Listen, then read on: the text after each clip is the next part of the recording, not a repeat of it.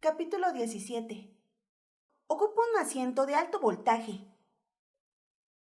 ¿Qué pretendías, insensata?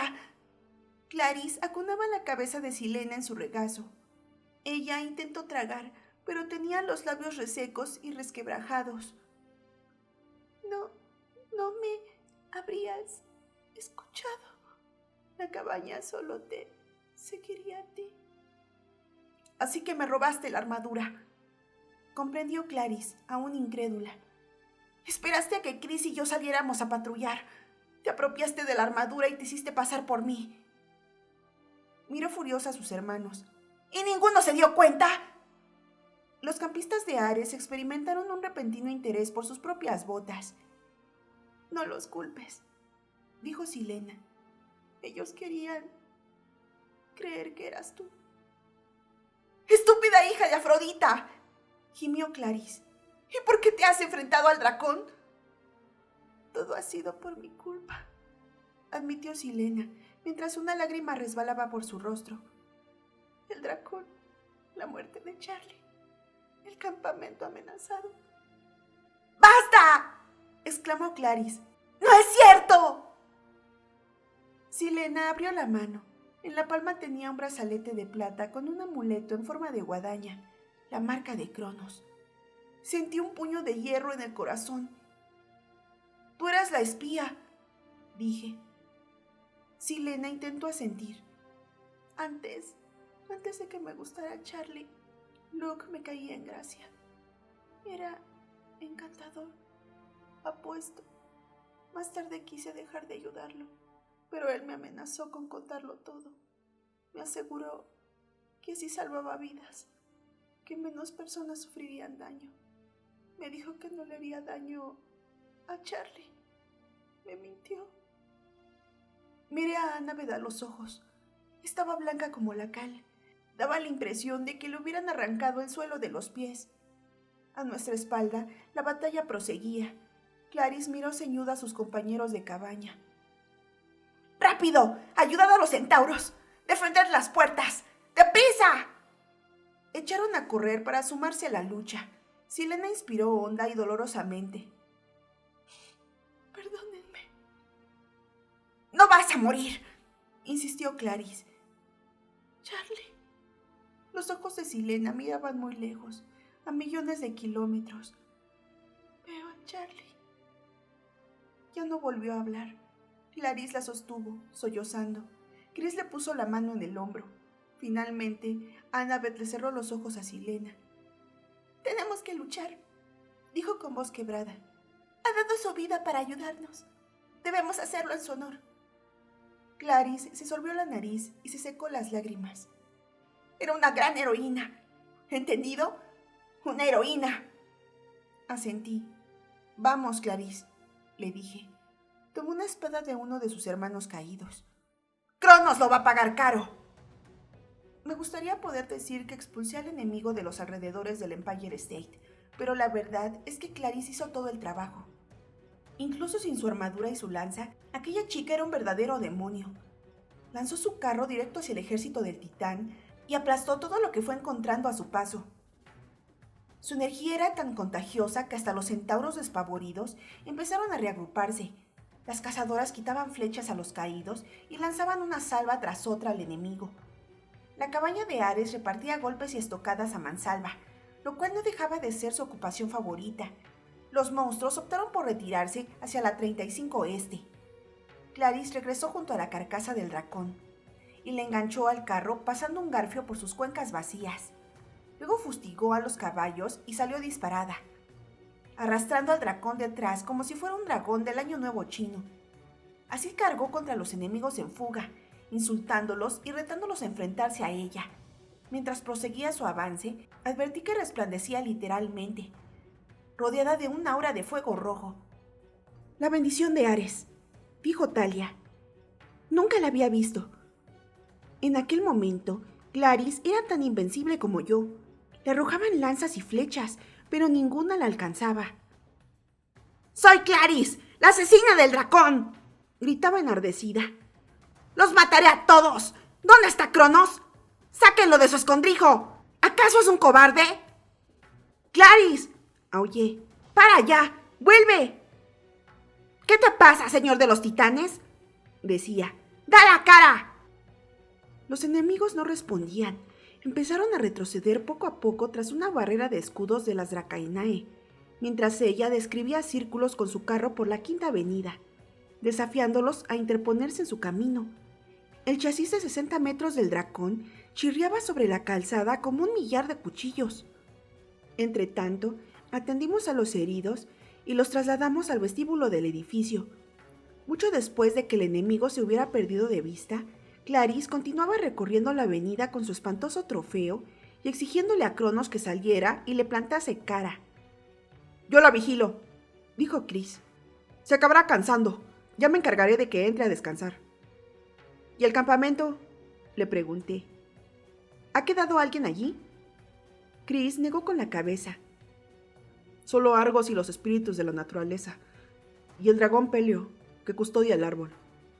No aguantarán mucho, pero me alegro de que hayan venido». Chris asintió tristemente. «Siento que ya ha sido tan tarde. Intenté hacerle entrar en razón. Le dije que no tenía sentido defender el campamento si ustedes morían. Todos nuestros amigos están aquí. Lo que lamento es que haya sido necesario que Silena...». «Mis cazadoras te ayudarán a montar guardia», le dijo Talia. «Ustedes, Annabeth y Percy, deberían ir al Olimpo.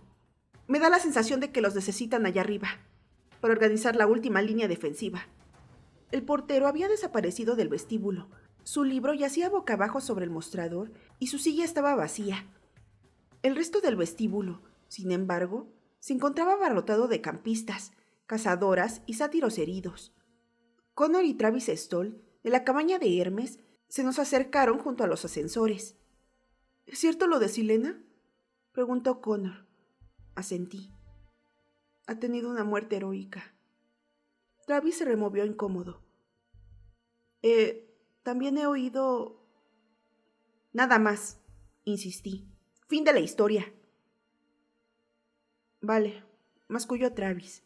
«Escucha, suponemos que el ejército del titán tendrá problemas para subir en ascensor. Tendrán que hacerlo por turnos, y los gigantes no cabrán ni en broma». «Ahí está nuestra mayor ventaja», le dije. «¿Hay alguna manera de inutilizar el ascensor?». «Es mágico», respondió. «Normalmente hace falta una tarjeta magnética, pero el portero se ha esfumado, lo cual significa que nuestras defensas se desmoronan. Ahora cualquiera puede meterse en el ascensor y subir directamente. Tenemos que mantenerlos alejados de las puertas», dije. «Y en todo caso, estrangularemos su avance en el vestíbulo». «Necesitamos refuerzos», repuso Travis. «Ellos no pararán de enviar fuerzas, y al final terminarán arrollándonos». «No tenemos refuerzos», se quejó Connor. Miré a la señorita O'Leary, que me esperaba afuera, pegada a las puertas de cristal, empañándolas con su aliento y llenándolas de babas. Eso tal vez no sea del todo cierto. Salí de nuevo y le acaricié el hocico a mi mascota. Quirón le había vendado la pezuña, pero ella seguía cojeando. Tenía el pelaje salpicado de barro, hojas, porciones de pizza y sangre reseca de monstruo. Chica!, dije, procurando sonar animoso. «Ya sé que estás cansada, pero tengo que pedirte otro gran favor». Me acerqué a su oreja y le susurré unas palabras. Una vez que la señorita O'Leary emprendió su viaje por las sombras, volví dentro a reunirme con Annabeth. Cuando nos dirigíamos a los ascensores, vimos a Grover arrodillado junto a un grueso sátiro malherido. «¡Leneo!», exclamé. El viejo sátiro ofrecía un aspecto deplorable. Tenía una lanza rota clavada en la barriga y sus peludas patas de cabra retorcidas en un ángulo increíble. Se le habían amoratado los labios y, aunque trataba de enfocarnos con ojos vidriosos, creo que ya no nos veía. «¿Grover?», murmuró. «Estoy aquí, Leneo». A pesar de todas las cosas horribles que el anciano había dicho de él, Grover parpadeaba para contener las lágrimas. «¿Hemos vencido?» Sí», mintió Grover. «Gracias a ti, Leneo. Hemos rechazado al enemigo». «Te lo dije», masculló el sátiro. «Un líder de verdad». Entonces sus ojos se cerraron definitivamente. Tragando saliva, Grover le puso una mano en la frente y pronunció una antigua bendición. El cuerpo del viejo sátiro se fue disolviendo hasta que solo quedó un arbolito minúsculo en un montoncito de tierra fresca. Un laurel, comentó Grover, sobrecogido. Ah, qué buena suerte la de ese viejo sátiro. Recogió el arbolito con sumo cuidado. He de plantarlo en los jardines del Olimpo. Nosotros vamos para allá, le dije. Ven con nosotros. En el ascensor sonaba música ligera. Me acordé de la primera vez que había visitado el Monte Olimpo. A los 12 años, Annabeth y Grover no me habían acompañado en aquella ocasión. Me alegraba que ahora estuvieran conmigo. Tenía la sensación de que aquella podía ser nuestra última aventura juntos. Percy, dijo Annabeth en voz baja, tenías razón sobre Luke. Eran sus primeras palabras desde que había muerto Silena, y las pronunció con los ojos fijos en el panel del ascensor, donde había empezado a parpadear la numeración mágica de las plantas superiores. 400, 450, 500. Grover y yo nos miramos. Annabeth, dije, lo siento, intentaste decírmelo. La voz le temblaba. Locke es malvado. No quería creerte, pero ahora que he sabido cómo utilizó a Silena, ahora lo sé. Espero que estés contento. No, eso no me pone nada contento. Apoyó la cabeza en el tabique del ascensor, rehuyendo mi mirada. Grover sostenía en sus manos el minúsculo laurel. En fin, es bueno estar otra vez juntos, discutiendo, a punto de morir, sintiendo un terror atroz. Miren, ya hemos llegado. Sonó la campanilla, se abrieron las puertas y salimos al sendero aéreo que ascendía entre las nubes. Deprimente. No suele ser un adjetivo muy adecuado para describir el Monte Olimpo, pero así era el aspecto que presentaba ahora. No se veía fuego en los braseros ni luz en las ventanas. Las calles estaban desiertas, las puertas atrancadas. Solo se percibía movimiento en los parques, que habían sido habilitados como hospitales de campaña. Will Solas y otros campistas de Apolo se afanaban de un lado para otro, ocupándose de los heridos. Las náyades y las dríadas procuraban ayudar, utilizando canciones mágicas naturales para curar las quemaduras y los efectos del veneno. Mientras Grover plantaba el laurel, Annabeth y yo nos dimos una vuelta, tratando de animar a los heridos. Vi a un sátiro con una pata rota y a un semidios vendado de pies a cabeza, también un cuerpo cubierto con el sudario dorado de la cabaña de Apolo. No sabía de quién era y prefería no averiguarlo. Nos esforzábamos en decir algo positivo, aunque yo sentía un peso terrible en el corazón. En un abrir y cerrar de ojos estarás recuperado y combatiendo con los titanes, le dije a un campista. Se te ve cada vez mejor, le comentó a Annabeth a otro. Linneo se ha convertido en un arbusto, le explicó Grover a un sátiro quejumbroso. Me encontré a Pollux, el hijo de Dioniso, apoyado contra un árbol. Tenía el brazo roto, pero por lo demás estaba bien. Aún puedo luchar con la otra mano, me dijo, apretando los dientes. No, respondí. Bastante has hecho ya. Quiero que te quedes aquí, atendiendo a los heridos. Pero prométeme que te mantendrás a salvo, insistí. ¿De acuerdo? Te lo pido como un favor personal. Frunció el entrecejo, indeciso. No es que fuéramos amigos ni nada, pero yo no iba a explicarle que se trataba de una petición de su padre. No habría hecho más que avergonzarlo. Al final me lo prometió y, mientras se reclinaba otra vez contra el tronco, me pareció ver alivio en su expresión. Annabeth, Grover y yo seguimos adelante, hacia el palacio. Era allí a donde se dirigía Cronos, en cuanto se las arreglase para subir en ascensor, y no me cabía duda de que lo lograría. Se apresuraría a destruir la sala del trono, el centro del poder de los dioses. Las puertas de bronce rechinaron al abrirse. Nuestras pisadas en el suelo de mármol resonaron con fuerza. En el techo, las constelaciones destellaban fríamente. En el centro de la vasta estancia, la hoguera había quedado reducida a un débil resplandor. Hestia, con su apariencia de niña vestida con una túnica marrón, se acurrucaba temblando junto a las brasas. El taurofidio nadaba tristemente por su esfera de agua, y al verme dejó escapar un mugido no demasiado entusiasta. A la luz de la lumbre, los tronos arrojaban sombras de aspecto maligno, como de garras retorcidas. Al pie del trono de Zeus, levantando la vista hacia las estrellas, se encontraba Rachel Elizabether, con una vasija griega de cerámica en las manos. —¿Rachel? —dije. ¿Qué haces con eso? Ella me miró como si despertase de un sueño. —La he encontrado. Es la jarra de Pandora, ¿no? Sus ojos brillaban más de lo normal y me vino un mal recuerdo de sándwiches mohosos y galletas carbonizadas. «Deja la jarra, por favor. Veo a la esperanza adentro», musitó, recorriendo con los dedos los dibujos de su superficie. «Tan frágil». «¡Rachel!». Mi voz pareció devolverla a la realidad. Me tendió la jarra y la sujeté. Estaba fría como un témpano. «Grover», murmuró Annabeth entre dientes. «Vamos a registrar el palacio. Quizá haya reservas de fuego griego o de trampas de Festo». «Pero…». Ella le dio un codazo. «¡Vale!», chilló. «¡Me encantan las trampas!». Lo tomó del brazo y lo arrastró fuera de la sala del trono. Junto al fuego, Estia se arropaba con su túnica y se mecía sin cesar adelante y atrás. «Ven», le dije a Rachel. «Quiero presentarte a alguien». Nos sentamos junto a la diosa. «Señora Estia». «Hola, Percy Jackson», murmuró. «Cada vez hace más frío y resulta más difícil mantener el fuego encendido». «Lo sé, los titanes se acercan». Estia se fijó en Rachel. «Hola, querida. Por fin has venido a nuestro hogar». Rachel pestañeó. «¿Me estaba esperando?». Estia extendió las manos y las brasas cobraron un repentino resplandor. Distinguí en el fuego una serie de imágenes. Mi madre, Paul y yo, cenando en la mesa de la cocina el día de Acción de Gracias. Mis amigos y yo, alrededor de la hoguera del campamento mestizo, cantando y asando malvaviscos. Rachel y yo conduciendo por la playa el Prayos de Paul.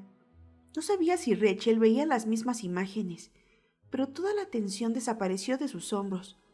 El calor del fuego parecía difundirse por todos sus miembros.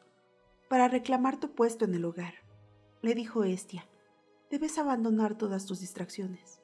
Es la única manera de que sobrevivas». Rachel asintió. «Comprendo». «Espera», le dije. «¿Tú sabes de qué está hablando?». Rachel inspiró entrecortadamente. «Percy, cuando vine aquí, creía que venía por ti, pero no era así. Tú y yo…». Meneó la cabeza. «¿Cómo? ¿Ahora resulta que soy una distracción? ¿Es porque no soy el héroe o algo por el estilo?». No sé si sería capaz de explicarlo con palabras. Me sentí atraída hacia ti porque me abriste la puerta a todo esto. Abarcó con un gesto la sala del trono. Necesitaba comprender mi verdadera visión, pero no era porque tú y yo… Nuestros destinos no están entrelazados, y me parece que, en el fondo, tú lo has sabido siempre». La miré fijamente. Quizá yo no sea el tipo más avispado del mundo en asuntos de chicas, pero estaba seguro de que Rachel acababa de dejarme plantado, lo cual era más bien patético teniendo en cuenta que ni siquiera habíamos estado juntos. «O sea que…», musité. «Muchas gracias por traerme al Olimpo y adiós muy buenas. ¿Es eso lo que me estás diciendo?». Rachel no apartaba la vista del fuego. «Percy Jackson», intervino Estia. «Rachel te ha dicho todo lo que podía decirte. Su momento se acerca, pero tu decisión se aproxima todavía con mayor rapidez. ¿Estás preparado?». Habría querido replicar que no lo estaba ni remotamente. Miré la jarra de Pandora y, por primera vez, sentí el impulso de abrirla. La esperanza me parecía bastante inútil ahora mismo. Muchos de mis amigos habían muerto. Rachel estaba cortando conmigo. Annabeth no quería ni verme.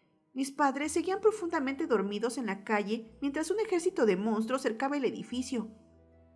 El Olimpo se hallaba al borde del abismo, y yo había presenciado un montón de crueldades perpetradas por los dioses. Había visto a Zeus destruir a María di Angelo, a Hades maldecir al último oráculo, y a Hermes darle la espalda a Luke, pese a que sabía que su hijo se volvería un malvado.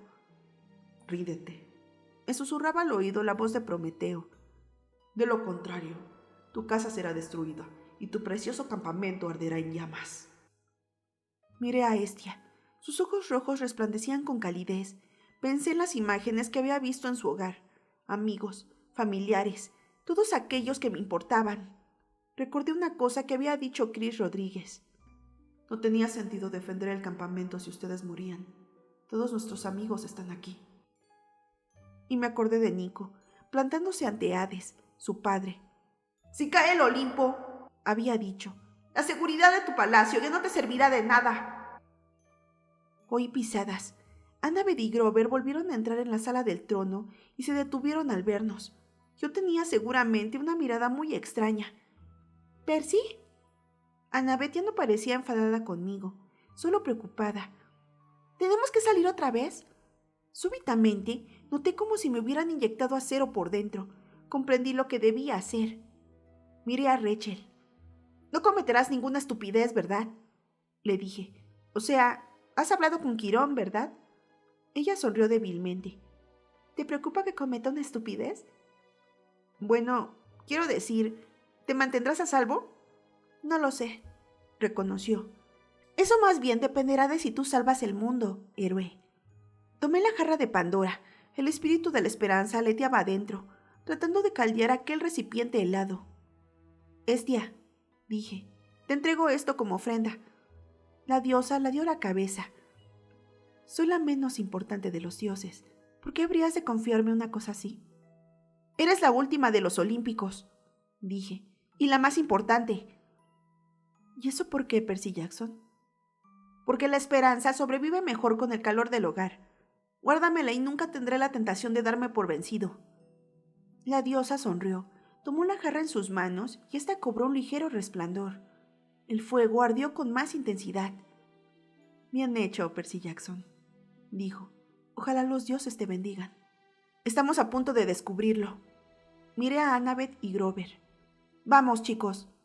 Me dirigí hacia el trono de mi padre. El trono de Poseidón se alzaba a la derecha del de Zeus, pero no era ni mucho menos tan majestuoso.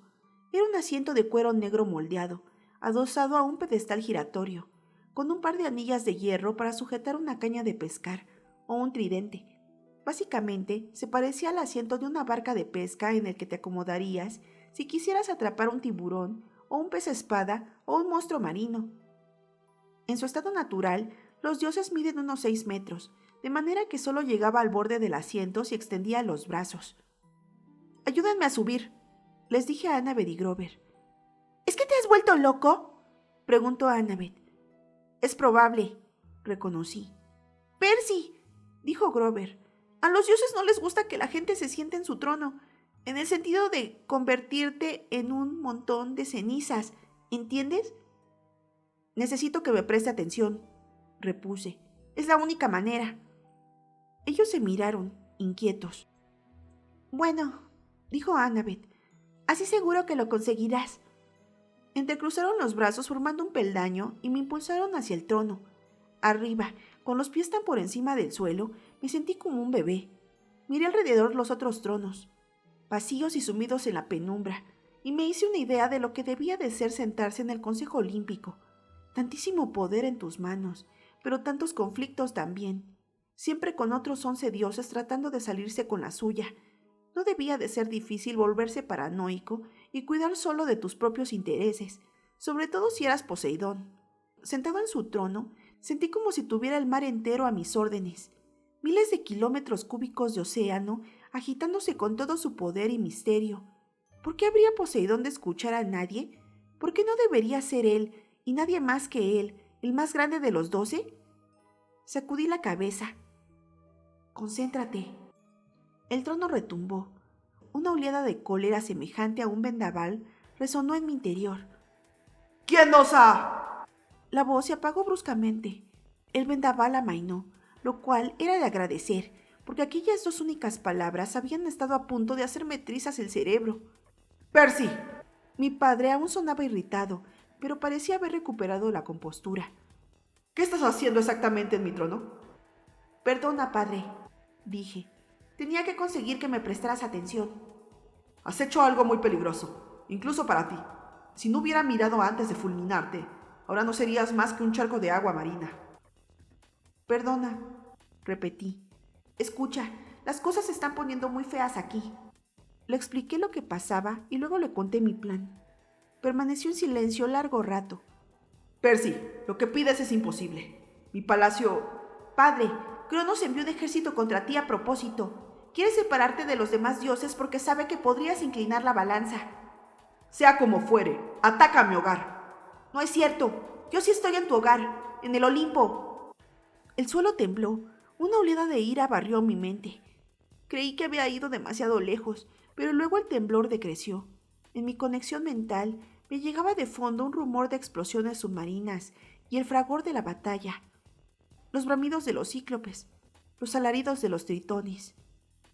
¿Tyson está bien?, pregunté. La pregunta pareció sorprenderlo. Está bien. Se porta mejor de lo que esperaba, aunque la verdad... ¡Paul Mejillón! Me parece un grito de guerra muy raro. ¿Le has dejado combatir? No cambias de tema. ¿Te das cuenta de lo que me estás pidiendo? Mi palacio será destruido. Y el Olimpo tal vez se salve. ¿Te haces una idea del tiempo que llevo remodelando este palacio? Solo la sala de juegos me llevó 600 años. ¡Padre! Está bien. Será como tú dices. Pero, hijo mío, reza para que funcione. Ya estoy rezando. Hablo contigo, ¿no? Sí. Buena observación.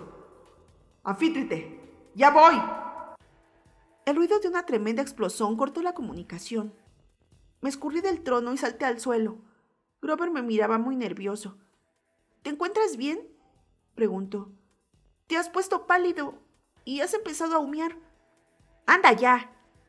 Eché un vistazo, por si acaso, y vi que me salían hilos de humo por las mangas y que tenía todo el vello chamuscado.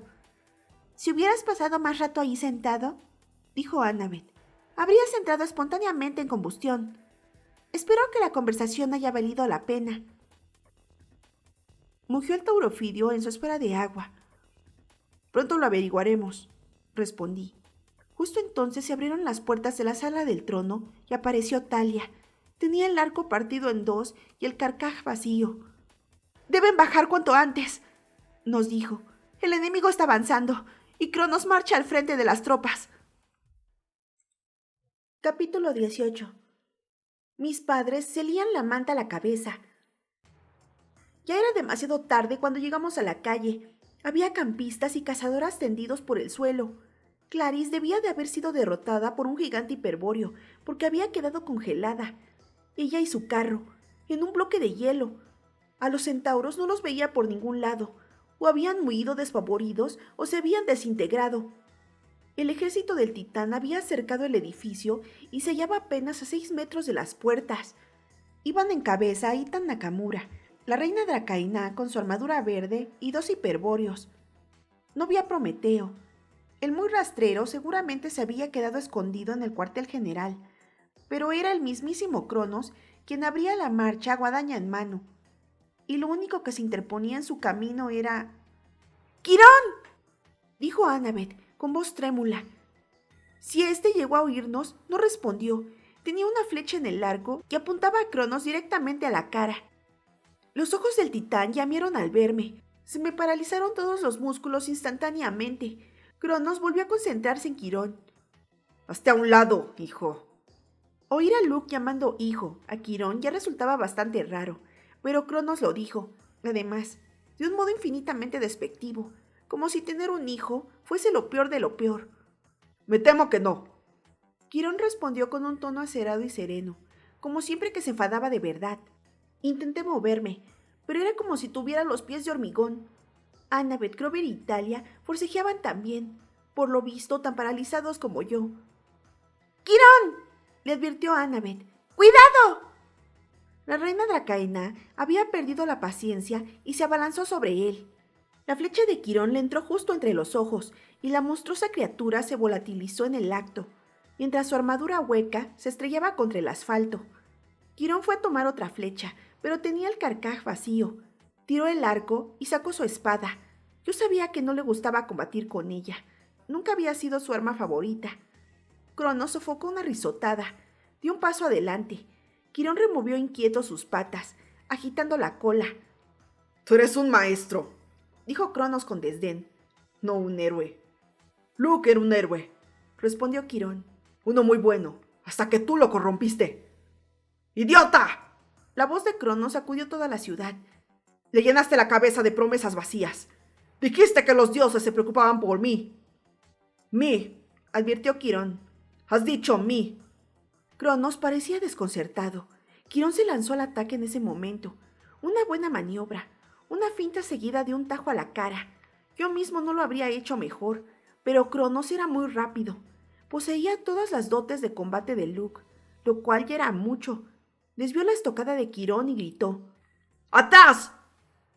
Una luz blanca y cegadora estalló entre ambos. Quirón salió despedido por los aires y se estampó contra un lado del edificio con tal violencia que la pared se derrumbó sobre él. ¡No! Aulló Annabeth. El hechizo se había roto y corrimos a socorrer a nuestro maestro, aunque no había ni rastro de él. Talia y yo empezamos a apartar ladrillos, mientras un coro siniestro de risas recorría las filas del ejército enemigo. ¡Tú! Annabeth se volvió hacia Luke. ¿Y pensar qué? ¡Que yo había creído! Sacó su cuchillo. ¡No, Annabeth! Traté de sujetarla del brazo, pero ella se zafó.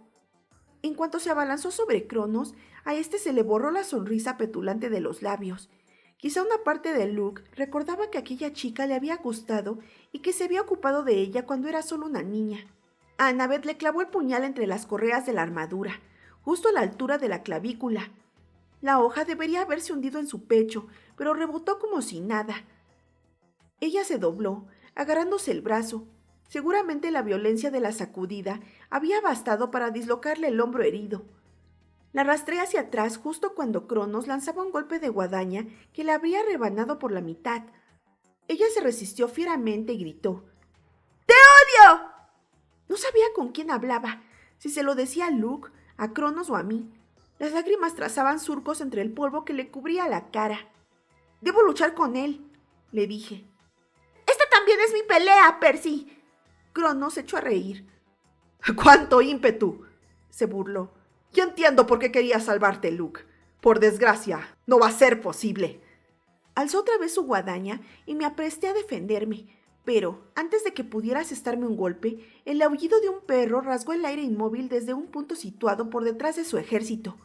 Tal vez fuese demasiado esperar, pero grité: «¡Señorita O'Leary!».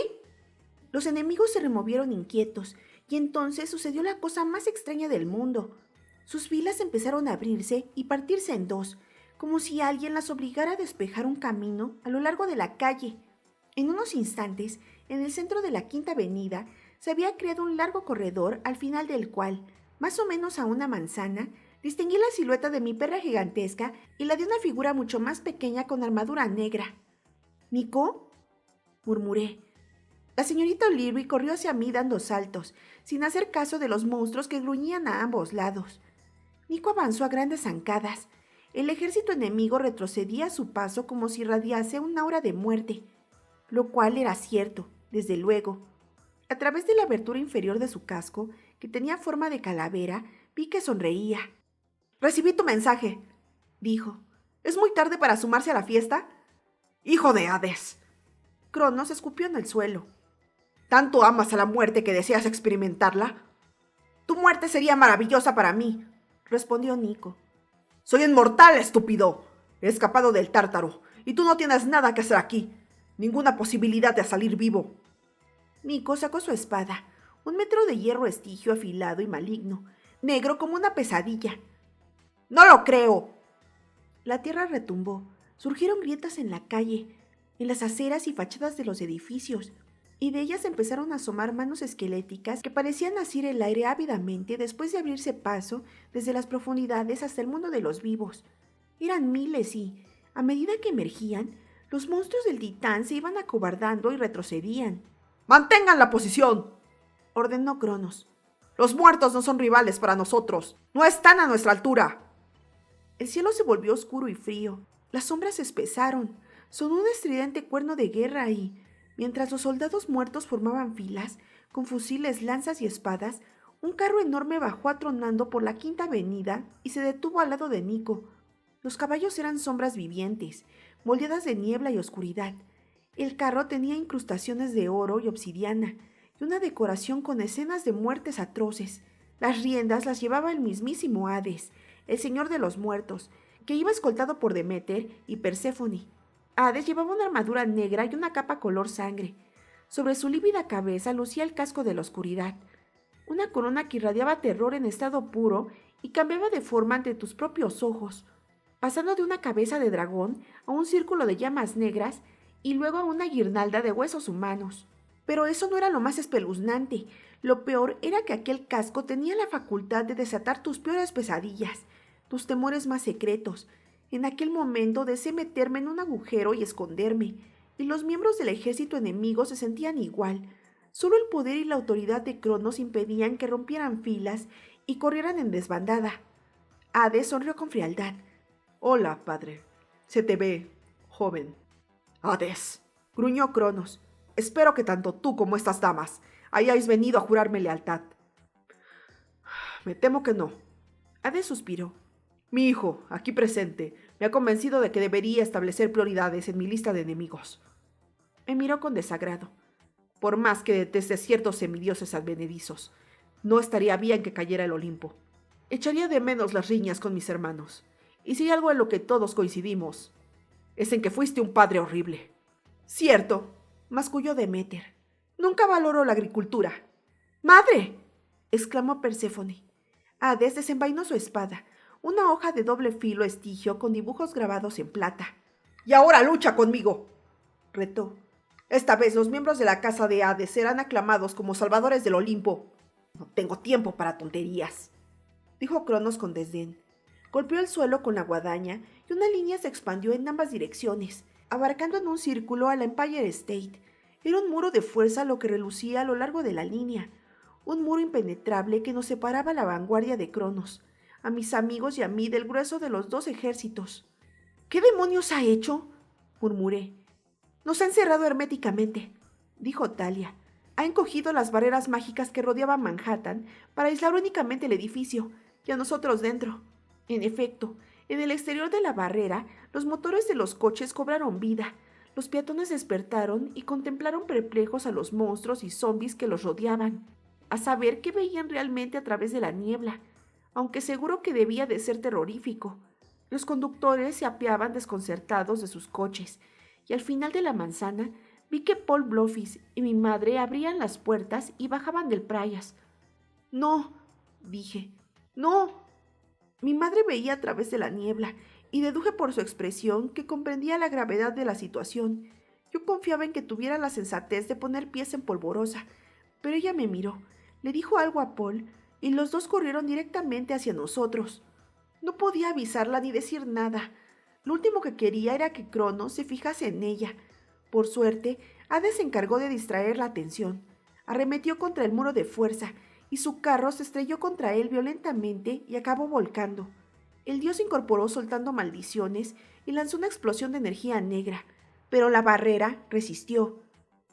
¡Al ataque!, rugió.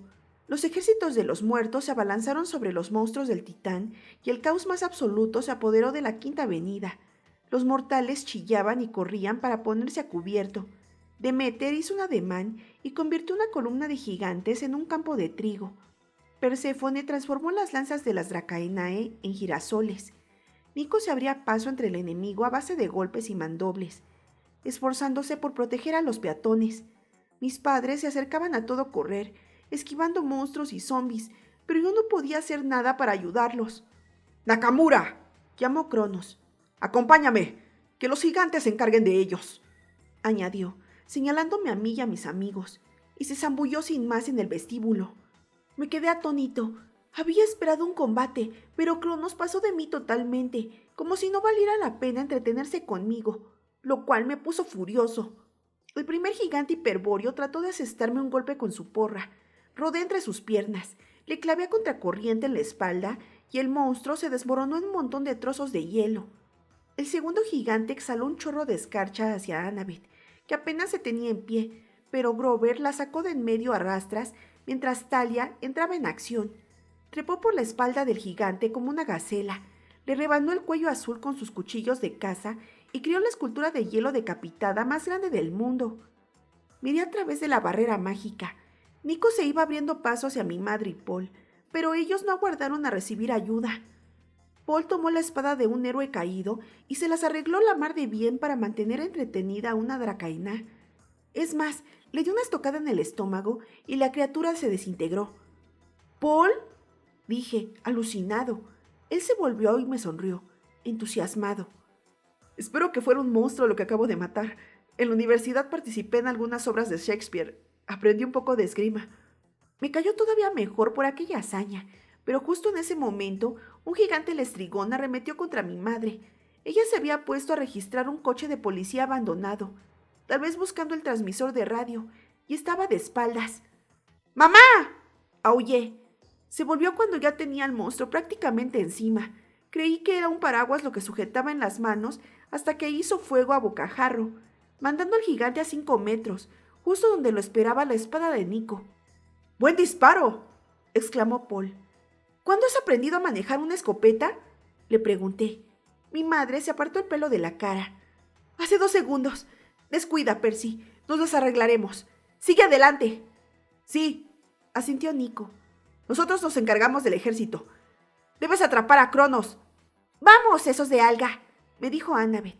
Asentí, pero entonces miré el montón de escombros del flanco del edificio y se me encogió el corazón. Me había olvidado de Quirón. ¿Cómo era posible? Señorita Lirby, por favor, grité. Quirón está ahí debajo. Si alguien puede sacarlo eres tú. ¡Encuéntralo! No sé cuánto entendería, pero ella se plantó sobre los escombros en 2 saltos y empezó a excavar. Annabeth, Talia, Grover y yo corrimos hacia los ascensores.